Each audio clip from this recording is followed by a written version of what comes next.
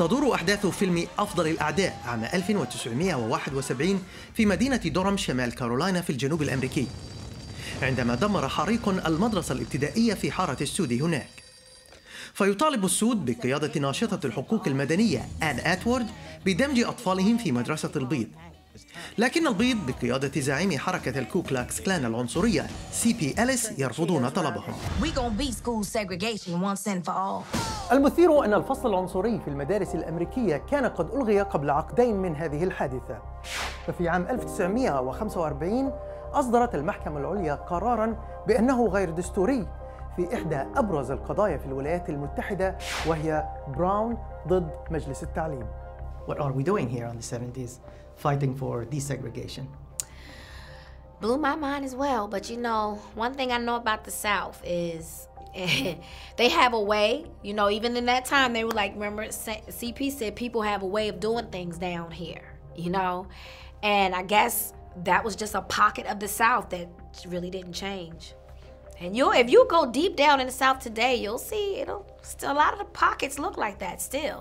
Well, so the fight is not over. No, it's not over. I mean, we're still making movies about it.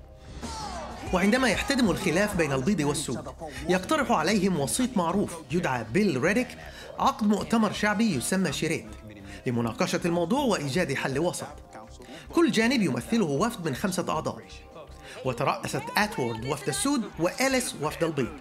We gotta remember, before Bill Riddick introduced the charrette, they were just screaming at each other. No one was talking to each other.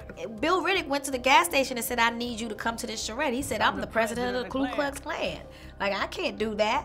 So as long as they were in their own individual worlds, if that charrette hadn't happened, I don't think change could have ever happened. Change would have been possible because no one was listening. لكن خارج الشريط استمر إليس بمقاطعة آتوورد ورفضه الحديث معه. Same God made you, made me. من المفارقات أن إليس لا يختلف اجتماعياً عن آتوورد، فهو من الطبقة العاملة يعيش من محطة ضخ بترول التي لا يكفي دخلها حتى لتغطية علاج ابنه الذي يعاني من مرض عصبي. لكن بدلاً من لوم المؤسسات على محنته، يحمل السود مسؤولية كل مشاكله الاجتماعية والاقتصادية. You ain't no more control than the man in the moon. We wanted to get the message to show these two people who don't look alike, one white, one black, and how poverty, we have it in common. So how can you even think you're better than me when we're both poor? That's how she was able to appeal to him as a human. Like, you don't even have anything better than me. So why didn't he see that before? Why did he see only the color of the skin of those other people who are like him? He never had to have a charrette. He never had to have a conversation with a black person. So the problem is talking, communicating. Absolutely. فعلاً الشريط كان أول مرة يجلس فيه إليس بجانب سود ويتحدث معهم وجهاً لوجه. هذا التقارب كشف له أن التشابه بينه وبينهم كان أكثر من الفروق، وأخذت نظرته تجاههم تتغير تدريجياً، بل تتطور علاقة صداقة بينه وبين آتوورد. I'm supposed to hate black folks. Now if I don't believe that, then I got a problem. In our times where we should be more progressive, we cannot have these kind of charades and we cannot communicate. Why did that charade work when these kind of charades don't work even now? Do we really have charrettes set up like that, though? We have social media and we have all kind of options to communicate. Nothing is going to happen on social media. Know why? Because people are hiding behind a keyboard. There's something different when I'm face to face with another human. I can't hide behind a keyboard and get away with saying whatever I want and blocking you and not going back for when you address my tweet, right? You can do that. You can just say what I can say that hate and I can ignore it and get off of Twitter and I can never see what you responded to, right? That's not communicating. I haven't encountered intelligent conversation or coming to an intelligent conclusion on Twitter. I haven't. Have you? Well, then why don't we do more charades? Why is it not happening now? I don't know, because of social media. I think people... Yeah, it's not going to happen on social media. It has to be, that's something that has to be done face to face.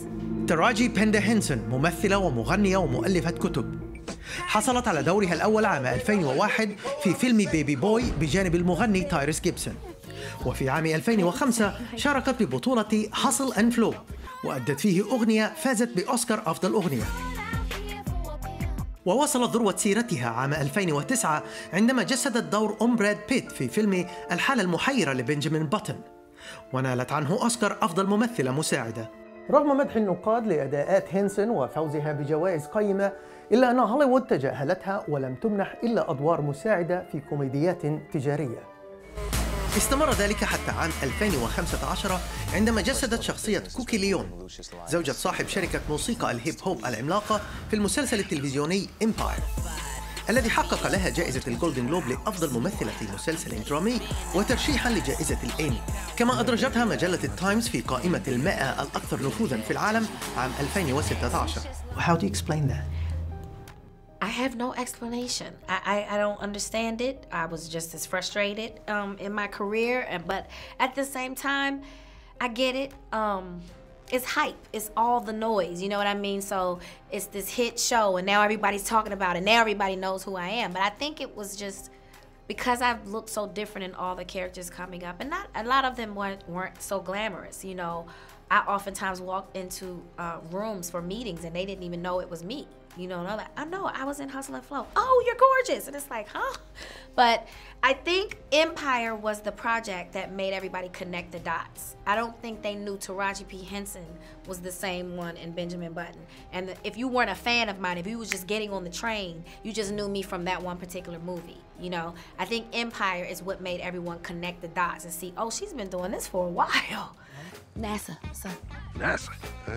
هينسون استغلت نجوميتها لأداء أدوار بطولة في أفلام ذات مضامين مهمة على غرار فيلم شخصيات مخفية، الذي جسدت فيه دور عالمة الرياضيات كاثرين جونسون، التي حددت مسار رحلة أول أمريكي في الفضاء عام 1961. الفيلم رشح ل3 جوائز أوسكار عام 2016.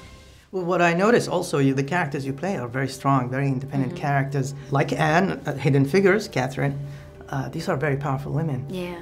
Does that mean that women within the African American community fare better than their counterpart in the white society?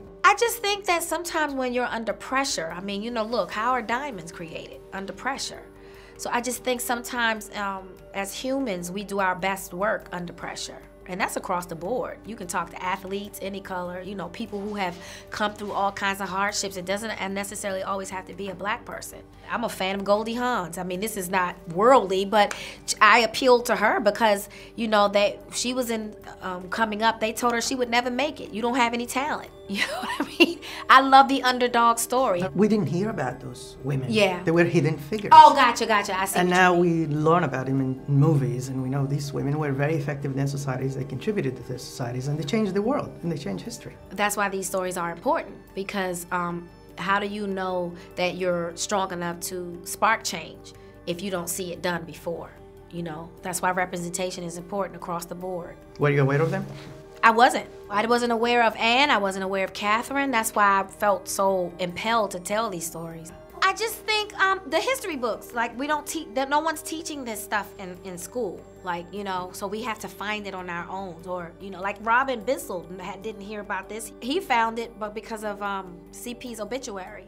And when he read in his obituary, Ku Klux Klan become union work activists. And he's like, how did that happen? And so he's doing the research, and then that's how he found Anne. Well, thank you for enlightening us. Thank you so much. I hope I wasn't babbling. أتوارد لم تنجح فقط في تحويل أليس من زعيم منظمة عنصرية إلى ناشط حقوق مدنية، بل ساهمت أيضاً في إلغاء فعلي للفصل العنصري في الولايات المتحدة.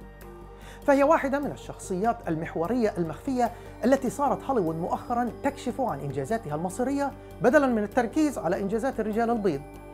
ويعود الفضل أيضاً لهينسون التي كانت مخفية نفسها حتى وقت قريب. حسام عاصي، BBC